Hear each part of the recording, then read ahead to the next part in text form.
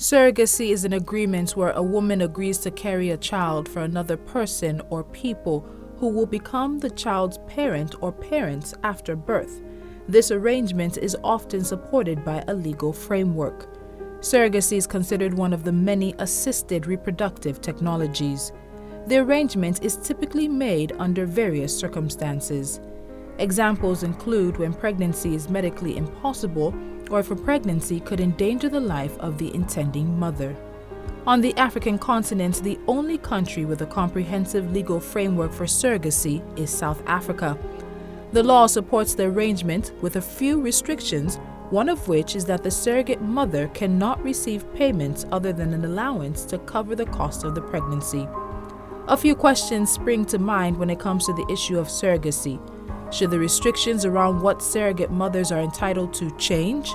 Why do some women choose to be surrogates? The mother and I were in a close relationship, so we ended up discussing her issues towards having a baby. Then I said I can do it. It's not about the money. I did it because I could do it, not because I wanted something out of it. In South Africa's traditional society, this surrogate faced criticism from her community for choosing to carry a child for someone else. So where is this backlash coming from when getting pregnant and staying pregnant is not easy for every woman? Them saying that your ancestors are gonna haunt you for giving away a baby. I think it's from the not knowing that it's not actually your DNA. What might have been a challenge but thankfully is not is legal representation. Before any surrogacy procedure is carried out, a South African court has to approve a legal agreement before fertilization can take place. Adele Vanderwalt, a fertility attorney, works on around 100 court orders a year specifically for surrogacy. Financial situation, position of the surrogate mother must be stable. So if you have a scenario where you've got a single surrogate mother, she's divorced or single, she needs to have at least one living child of her own that is healthy.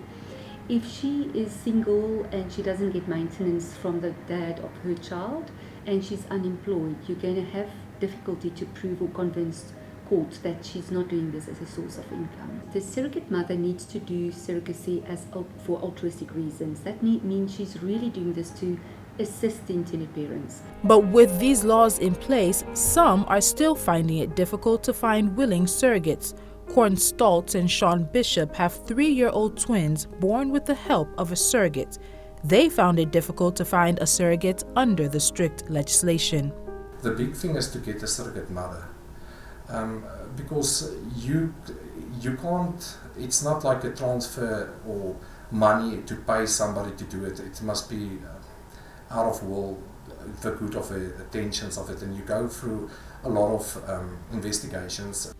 From all indications, commercial surrogacy is not allowed in South Africa, although a surrogate can receive reimbursement of costs directly linked to the pregnancy and loss of income.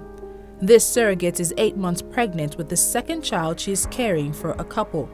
Her decision is rooted in her own experience as a mother. Ever since the birth of my daughter, I always wanted to be a surrogate because the moment you hold your baby, it's like a whole new definition of love. It's just like an overflowing sense of love, and I don't think anything can compare to that except for, holding your child. And I think every woman deserves to have that experience. As much as the law requires psychological screening in the process of becoming a surrogate, what are the implications, emotional and mental, of being a surrogate? There was nothing kicking, my big tummy wasn't there, there was definitely something missing. I did have a lot of very sad days. Issues around pregnancy and childbirth are often discussed in hushed tones on the continent. But with South Africa leading the way, one avenue for those wanting children could become more acceptable. But South Africa will need to work to ensure greater acceptance internally. It will be a comfort to some to know that the law is there to help families and look out for the best interests of the child.